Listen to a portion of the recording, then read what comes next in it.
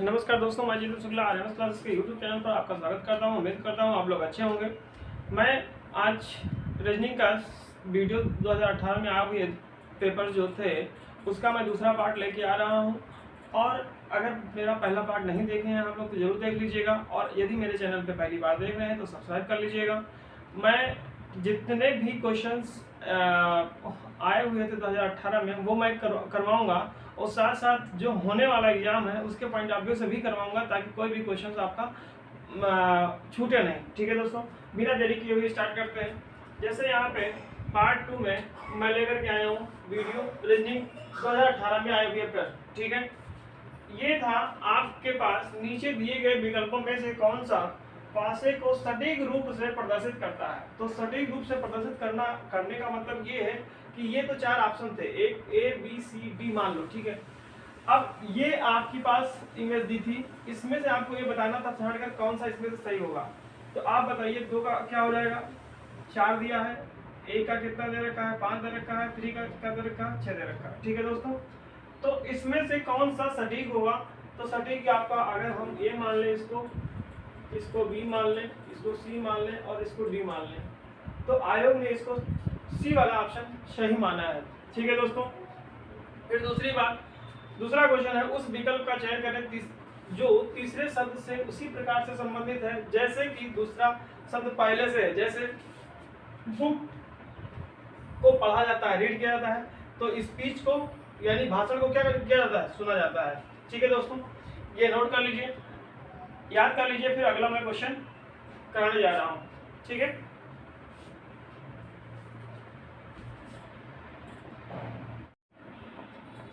चलिए अगला क्वेश्चन पे हम लोग देखते हैं।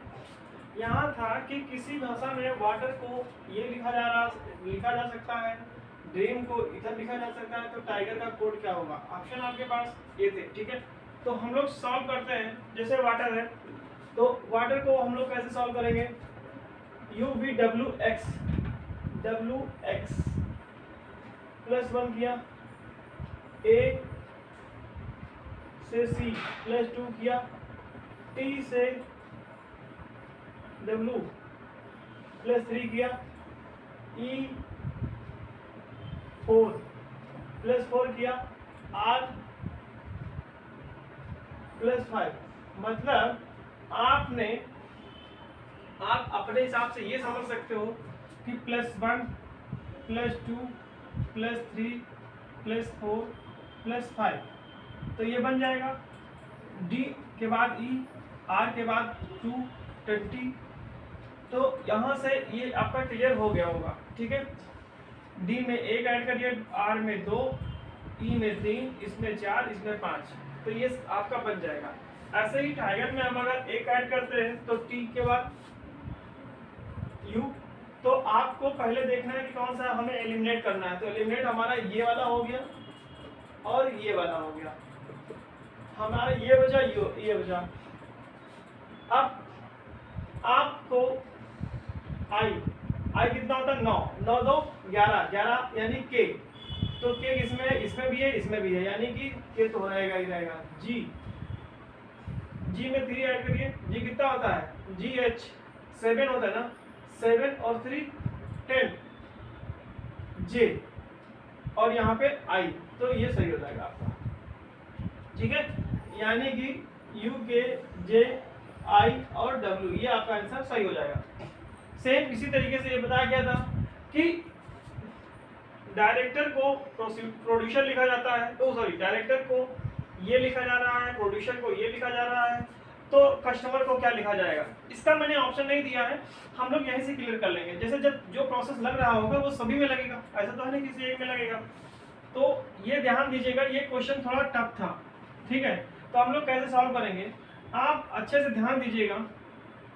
R में S मतलब +1, O के बाद P, मतलब इधर जो इसका कोडिंग था वो अल्टरनेट था, एक को छोड़ के एक, यानी कि O का P था, यहाँ पे +1 ही किया है, लेकिन एक छोड़ के। T का U किया है, प्लस छोड़ के एक, C का D किया है +1। अब उसके बाद हमारा क्या चलेगा, अब -1 चलेगा, -1 -1 -1 और -1। कैसे चलेगा, डी का सी, आई का एच, आर का क्यू और ई का डी। उम्मीद करता हूँ समझ में जरूर आया होगा।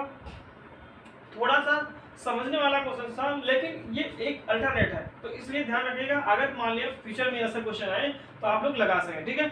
और अगर आप मेरे चैनल पर पहली बार देख रहे हैं तो शेयर करिए, सब्सक्राइब करिए और ज़्यादा से ज़्यादा इसको लोगों तक भेजिए, अपने दोस्तों तक। सेम यही प्रोसेस यहाँ पर अप्लाई करिए। तो आर का S, E F, C D, U V. अब मतलब इसमें आपको इतना तो समझ में आ रहा है कि क्या करना है। फिर इसमें -1 लगा दीजिए। इसमें -1 करेंगे तो डी का C O N R Q P O, ठीक। तो सेम इसमें भी लगा दीजिए। अब इसमें हम कैसे लगाएंगे, तो हम पहले देखेंगे आर का एस, ई का एफ, एम का एन, ओ का पी, ठीक। ये मैंने किया। अब मैंने गैप छोड़ रखा हूं, 1 2 3 और एक इधर 4, ये 4 का हो गया। ये का टी, यहां क्या आ जाएगा, S S R U T P. ये वाला ऑप्शन उसमें अगर है आप देख लीजिएगा, ये आया हुआ क्वेश्चन है, उसमें ये वाला ऑप्शन सही था, ठीक है दोस्तों। इसके बाद ब्लड रिलेशन का क्वेश्चन था, ठीक है। ब्लड रिलेशन में क्वेश्चन था, कमल श्रीमती सुमन की बेटी है और सोनम श्री कमल की बेटी है। यदि राजा राम सुमन के ससुर और सुरेखा के पति हैं, जो उनके एकमात्र बच्चे कमल की मां है। कोमल का सोनम से कोमल सोनम से कैसे संबंधित है, ठीक है। चचेरी, फुफेरी, ममेरी बहन है या दादी है या चाची है, कैसे लगाएंगे आप इसको, ठीक है दोस्तों। तो आप पहले इसको मैं इरेज कर देता हूं ताकि मैं इसको अच्छे से समझा सकूं, ठीक है।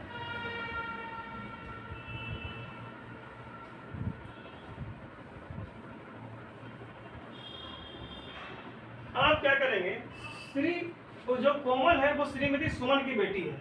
मान लो सुमन,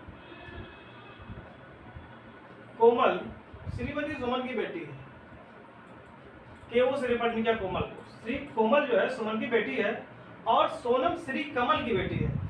और सोनम श्री कमल की बेटी है। तो यहाँ पे सुमन और कोमल है, यहाँ सोनम, तो यहाँ से दोनों का इनडायरेक्ट में कोई रिलेशन नहीं है। तो हम लोग क्या करेंगे, सोनम श्री कमल की बेटी है, तो मान लीजिए श्री कमल को ये है और इनकी जो बेटी है वो नाम है सोनम, ठीक है दोस्तों। अब आप क्या करेंगे, यदि राजा राम सुमन के ससुर, यदि राजा राम सुमन के ससुर है, तो सुमन के ससुर कब होंगे, आप ये ध्यान रखिएगा कि इनका कोई पति होगा, मान लिया एक्स है, और इसका जो पिता होगा वही इनका ससुर होगा, ठीक है। तो अभी क्या कह रहा है कि यदि राजा राम सुमन के ससुर, तो यानी कि राजा राम ये होगा, यहाँ पे जो इसका पिता होगा वो राजा राम होगा। बात समझ में आ रही कि नहीं आ रही। फिर और सुरेखा के पति हैं, सुरेखा के पति मतलब सुरेखा भाई हस्बैंड वाइफ हो गए। सुरेखा के पति हैं जो उनके एकमात्र बच्चे कमल की मां है। अब एक बात ध्यान रखिए कि जो आया है वो बाद वाले के लिए आया है। सुरेखा के पति हैं कौन, राजा राम, जो उनके एकमात्र बच्चे कमल की मां है, जो उनके एकमात्र बच्चे श्री कमल की मां है। तो कोमल सोनम से कैसे संबंधित है, तो अब अगर हम इसको एडजस्ट कहीं करेंगे तभी जाकर के हो पाएगा। यानी कि जो क्या कह रहा है, जो उनके एकमात्र बच्चे अगर एकमात्र बच्चे है तो ये श्री कमल यही हो जाएगा। श्री कमल क्या हो जाएगा, यही हो जाएगा। एकमात्र इनका बच्चा यही हुआ, ठीक है। इनकी सुमन से शादी हुई, इनकी एक बेटी कोमल हुई और इनकी एक सोनम भी हुआ। अब आपसे क्या कह रहा है कि कोमल सोनम से कैसे संबंधित है, तो ये आपस में कौन होंगे, बहन। बोलो बात समझ में आई कि नहीं आई? ठीक है, यानी कि ऑप्शन आपका बी वाला करेक्ट हो जाएगा। ठीक है, तो कुछ और क्वेश्चन मैं करवा दे रहा हूं ब्लड रिलेशन के ही, आप अच्छे से देखिएगा। यहाँ से क्वेश्चन आपको 100% समझ में आएगा भी, और इसके साथ साथ आपको वीडियो एग्जाम में भी मिलेंगे। ठीक है, अगला क्वेश्चन, तब तो इसको इरेज करते हैं।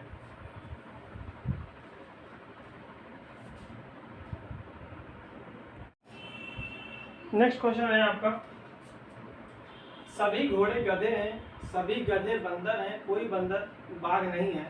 तो ये काफी बड़ा क्वेश्चन था, तो इसका ए बी सी डी, और इसमें ये था कि कौन सा सही, ए बी सही है, बी सी सही है, ए बी सी सही है, ए बी डी सही है, ऐसे ऑप्शन थे।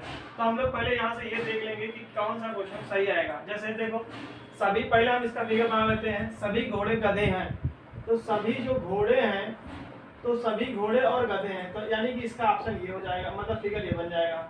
सभी घोड़े गधे हैं, सभी गधे बंदर हैं, तो सभी गधे जो हैं वो क्या है, वो बंदर हैं आपके। ठीक, सभी गधे बंदर हैं, फिर कोई बंदर बाघ नहीं है। जब कोई बंदर बाघ नहीं है, यानी कि फिगर ऐसा बन जाएगा, बाघ नहीं है। ठीक, अब आपसे पूछा जा रहा है कि ऑप्शन में से बताइए कि कौन सा सही होगा। तो सभी घोड़े बंदर हैं, तो सभी घोड़े जो ये है वो ये पूरा पूरा होगा, यानी कि ऑप्शन ए सही है। ठीक, कुछ गधे बाघ है, तो कुछ गधे यानी ये बाघ है। जब बंदर बाघ नहीं है तो इसके अंदर वाला बिल्कुल नहीं होगा, यानी बी वाला ऑप्शन आपका क्या होगा, गलत होगा। फिर कुछ बंदर घोड़े हैं, तो कुछ बंदर घोड़े हैं, यानी कि जब सभी घोड़े बंदर हैं तो कुछ बंदर जो है घोड़े जरूर होंगे, यानी कि ऑप्शन सी सही है।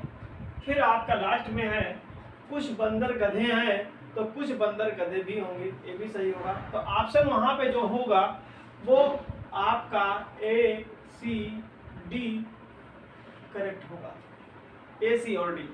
वहां पे एक और ऑप्शन था ए बी सी सही होगा, ए बी डी सही होगा, सी ए बी सही होगा, ऐसे करके था। तो जो तुम्हारा सही है वो आपको लगाना होगा। ठीक है, उम्मीद करता हूँ ये समझ में आया होगा। सिलॉगिस का क्वेश्चन था। नेक्स्ट है, यदि अंग्रेजी वर्णमाला में सम संख्या आने वाले सभी अक्षरों को मतलब सभी अक्षरों को हटा दिया जाए तो नई वर्णमाला अक्षर की श्रृंखला में कौन सा स्थान 13वें से पर आएगा।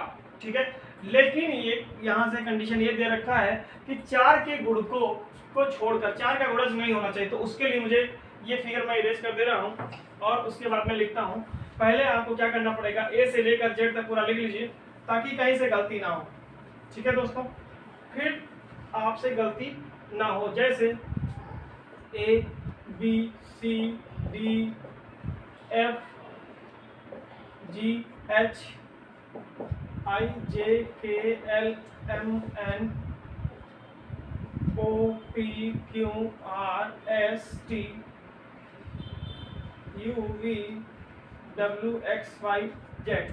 अब आपसे ये बोल रहा है कि दो अंग्रेजी वर्णमाला में सम संख्या पर आने वाले सभी अक्षरों को, सम संख्या आने वाले सभी अक्षरों को लेकिन 4 के गुणकों को छोड़कर, यानी कि ये नहीं लेना है, यानी कि बी छोड़ देकर 2 3 4 5 6 7 8 9 10 11 12 13 14 15 16 17 18 19 20 नहीं 20 नहीं 20 21 22 23 24 25 26। ठीक,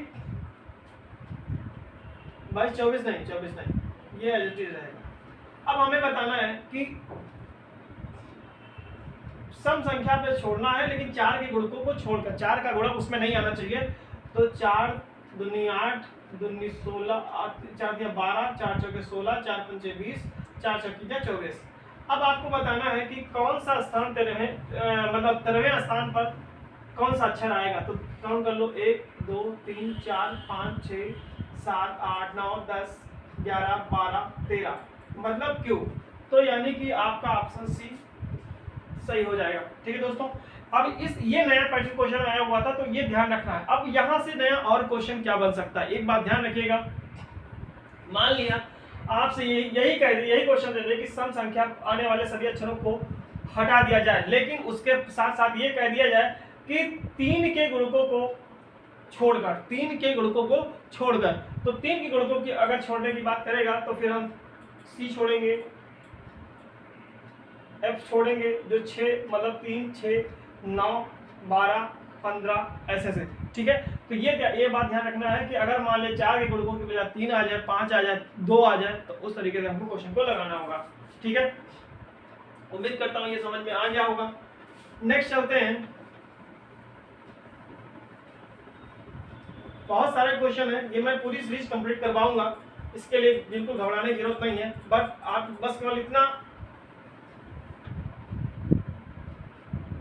कोशिश है कि आप लोग भी शेयर करिए, सब्सक्राइब करिए, ताकि मतलब ये वीडियो ज़्यादा से ज़्यादा लोगों तक पहुंच सके। अब एक क्वेश्चन ये था, किसी भाषा में एक्सटर्नल को ये लिखा जा रहा है IU, IYU, ISOEM, और पार्टिकल को ये लिखा जाता है, तो एनालिसिस को क्या लिखा जाएगा, और ऑप्शन इसके ये 4 हैं। तो इसमें एक पैटर्न आपको ध्यान देना है, जैसे L में +1 किया गया है, ठीक है, N में +1 किया गया है ना, ये बात ध्यान रखना है कि हमको इसी के बारे में हम अगला ऑप्शन दे पाएंगे, ठीक है। और A का E किया गया इस वाले में, हम ऐसा दूसरे में भी मिला के देखते हैं, अगर ऐसा मिल रहा होगा तो फिर हम लोग उस पर काम कर पाएंगे, ठीक है। अब देखो यहाँ पे E का I दिया है, नहीं मिल रहा है, कोई बात नहीं, लेकिन L का L का M मिल रहा है, मतलब L पे +1 जा रहा है और C पे +1 जा रहा है, ठीक है। और P का पहला Q इसमें आ रहा है, ठीक है। तो एनालिसिस में अगर हम देखा जाए, इसके अकॉर्डिंग आपको यहाँ पे L का M था, तो S का क्या होना चाहिए, T होना चाहिए, तो T यहाँ पे भी है, यहाँ पे भी है, यहाँ पे भी है, यहाँ पे भी, इसको छोड़ दो, रहने दीजिए। अब आपको क्या होना चाहिए, कुछ और मिलाते हैं।